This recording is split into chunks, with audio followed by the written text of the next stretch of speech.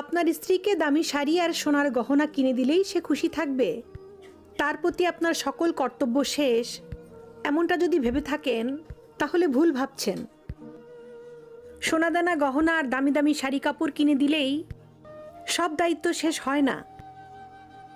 দামি কিছু কিনে দিলে সে যতটা খুশি হয় তার চেয়ে বেশি খুশি হতো একটা সুতির শাড়ি কিনে এনে আপনি যদি তাকে বলতেন, যাও এটা পরে এসো, দেখি তোমাকে কেমন লাগে।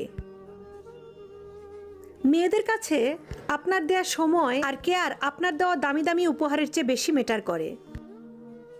খোঁজ নিয়ে দেখবেন আপনার কেনা হাজারটা দামি দামি উপহার সে ফেলে রেখেছে আলমারির কোনায়, কোনোদিন ছুঁয়েও দেখেনি।